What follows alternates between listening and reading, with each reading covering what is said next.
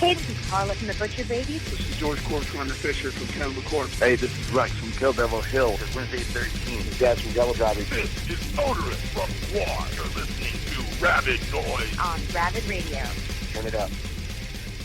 Hey, well, how are you, man? Oh, I'm good, man. How are you? Oh, not too bad, dude. It's awesome you could join us on the show. Thank you for taking the time, brother. Hey, thanks for having us. Thanks. Well, first up, man, congrats on 25 epic years of Enslaved. That's an amazing achievement. Oh, yeah. I think so, too. Thanks, man. Oh, that's good, man. I think there's not many bands that sort of last that long these days. It isn't. It seems to be, I don't know where it came from, but I read something that, like, the majority of new bands, they last the classic 2 to 3 years. Just about time to get to know each other, and then they split up. I guess like marriage, when all the fun stuff is over with, and then you have those who last for 5, 6, and then I guess the rest of us is pretty rare creatures. Yeah, totally, man. But it's awesome you guys are still going, and you will of course be heading down here in early October for a tour where you'll be playing not 1 but 2 sets each night. That's insane. I think it's out of the ordinary, and that's what we wanted to do. We have, to be honest, this is we do a lot of gigs this year, and it's a 9-week tour coming up. We've done all these festivals. We did London by Norse, but this is the only place where we actually do the thing where the audience can vote for the songs. And we decided, since we only have these 3 shows in Australia, 3 major cities, and we wanted to try and do what to really celebrate that 25-year thing, and also to make up for the fact that in 25 years, this is only the second time that we're down there. So we're trying to do something special, 1 hour or 1 set first, with material dating from 91 and up until the early 2000s, and then the second set focusing more on what happened after that. So we're trying to sort of give a good cross-section of what Enslaved has been through all these years, the contrast, but also, I guess, most important for us is to show that it's a band that has our roots intact, and that we're still sort of, it's all one big movement for us. It's not like we used to be like this and now we're like that, or whatever. We're kind of proud of having done everything in one continuous journey. Have you done that before, that kind of set? Never, no. It's the first time we do that. First time, I guess, it's the first time in our 25 years that we ever divided sets like that. So the songs aren't exactly short. So how long are you going to be playing for? I mean, that's all night, I hope. Yeah, we'll see about that, how it goes and everything. But to begin with, this each set is going to be at least, I guess, somewhere between 60 and 75 minutes. And then, then there's a little break between the sets. Then we can, have fist fights with all the people who didn't get their songs. And then go with our black guys back up on stage and do the second set. So it's definitely, I don't know how it's going to pan out at all, We have to see also, we're getting the results next week. So that's also going to give us an indication of what people voted for and so on, which kind of songs. There's a few 15-minute songs in there, so that's also going to decide on how it turns out. It's pretty exciting, but has it sunk in how crazy that is for you guys? Not really. I think it's about to do that, but not before we get actual email from from our promoter down there in Australia, telling us what people voted for and how many voted for what and so on. That's, I guess, when it's going to hit us. But when they asked if this, I have to admit that this was one of the things that we mentioned in some kind of, we said we want to do something special for Australia, and we said different ways of doing things, and they came back with this concrete plan of this. We can do this online thing in the vote, and you can do the 2 sets, and it took like 2 seconds to say yes, let's definitely do this. It was just something about, as you say, it's crazy, and that's always been something that we react very positive to for some reason. If something is like sort of slightly left of what would be considered normal, it really catches our interest very fast. Oh, and I think, you've been doing it for so long, 25 years. Yes. it would be a challenge as well, and makes it exciting. You get to revisit maybe some songs you haven't in a while, and Exactly. things like that. That's awesome. I think more bands should do that. But, I think so. I think it's coming along. I think it's also dawning that the communication thing, that the internet and blah blah blah, a very boring subject in itself. But like the whole thing of social media, at some point the clever bands already are doing it, I guess. But more going to realize that it's not only to get force feed people with information from our side into the throats of the consumers or whatever. When people get that product consummation thing out of the way, they're going to see more creative ways of using this communication and being really close to the people that's into the band, and realizing that it's all part of a project. We just have different tasks. Some of us are in the band performing, and the people listening to it and dedicating it to them to the band are also very important parts of the whole artistic project, I would say. Their input can create new ways of performance, like we're doing there, and I think we're definitely going to keep doing it, and I think more bands are going to do that. It's just about not leaving it all to the management and label people around you to find new ways of selling stuff, but it's also a good way of finding ways to develop the relationships with the people that's actually dedicating more or less their lives to your art. And I guess also doing it that way, you're going to get less people in the crowd yelling out songs, even if you got it in the set list. The world doesn't work like that. We did in London. We did the first night in London by North. We did only old songs, right? There was nothing nearer than 97 on the set list. And we've been doing the set for 1 hour and 10 minutes. And then one guy starts yelling, "Play some old shit." And we checked, seriously checked if the guy was being sarcastic, because it was, it's a really good comment. It was fun. And he wasn't, he was dead serious. He was like, tired of us playing new stuff. He wasn't really old stuff. And we were like, sorry, 91 is how far back we go, because that's when the band started. We can't do anything older than that. And he was sort of sulking. I guess he was in, but it's really, it was a good laugh in the crowd. At that point, it was really quiet, and then this guy screams, "Play something old." That was great. that is It's pretty just something awesome. about metal mentality that I kind of like too. It's a little bit Monty Python-ish, but I really like it. It's like everybody likes the first demo the best. Then you try and find the recording of the people walking to the first rehearsal. That's got to be like the ultimate collector's item. Can't get older than that. No, well, talking about that, do you remember what your first jam was like? Yeah, it's the very first jam I did, because, and that's a fun fact. I don't think I mentioned that in an interview before, actually, but this whole walking thing reminded me. We were supposed to have two guitarists from the beginning of, and there was this guy from the same village as I came from. We had to travel like an hour and 20 minutes to go to the nearest city where they had like rehearsal spaces.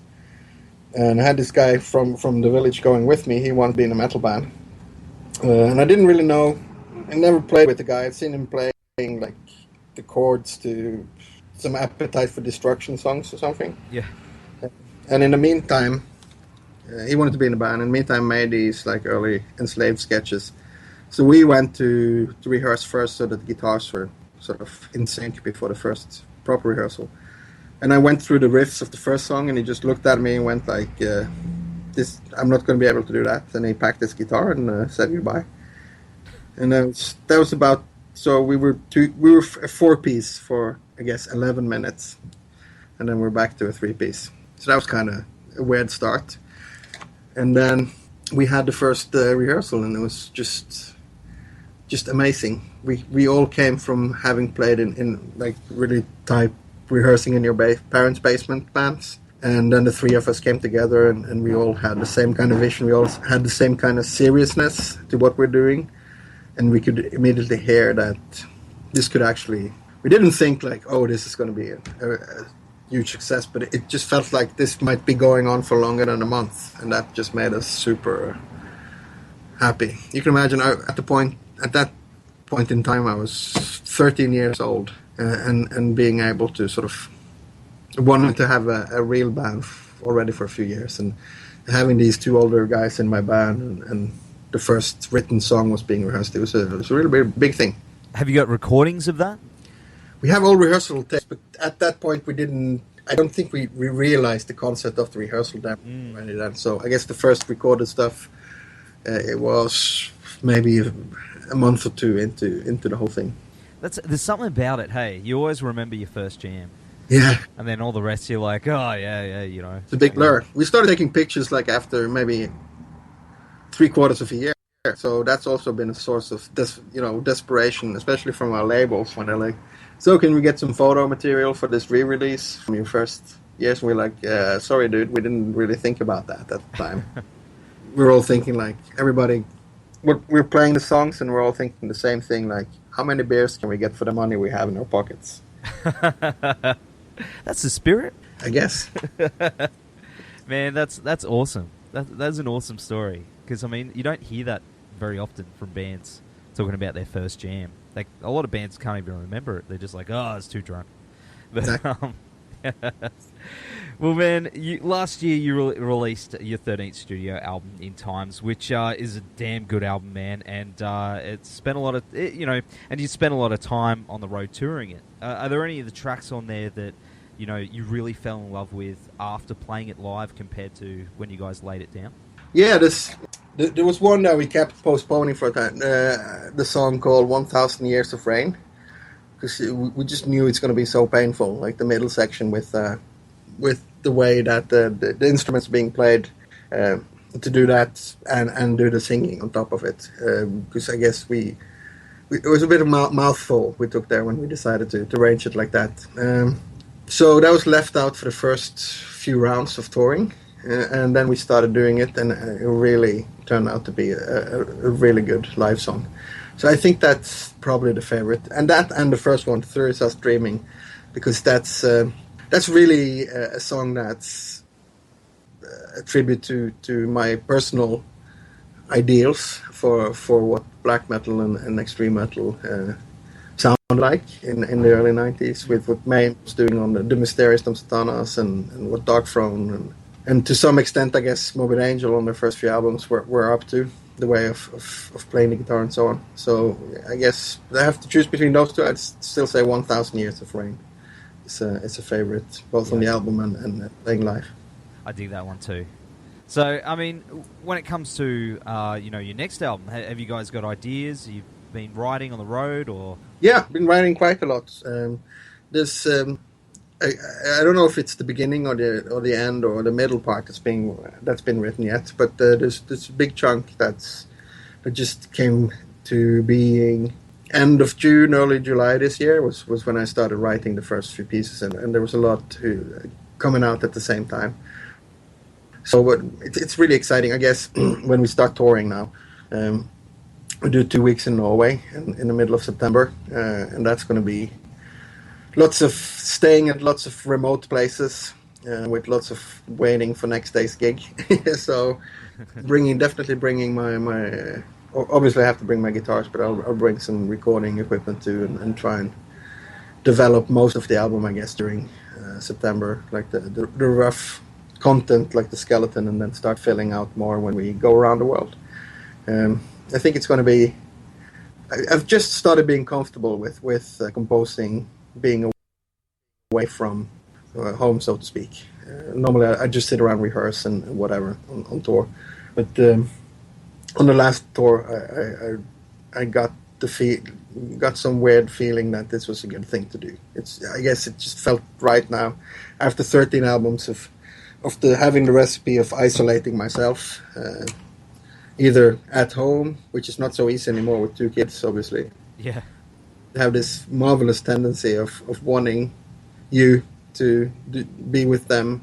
The more you want to be by yourself, the more they want to be with you, which I guess is I think, considering how annoying I am as a person, I guess my kids have to take that up just genetically.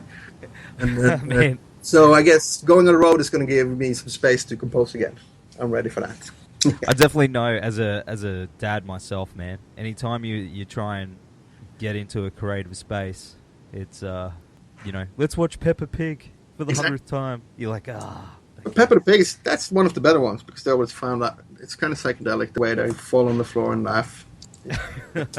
There's so much worse things out there than that. Oh, there is, dude. There is. We've got plenty of it down here, man. Oh yeah, babies. Yeah. So, do you find that in regards to writing when you're traveling and things like that, that the environment you're in has an influence on what's coming out of you?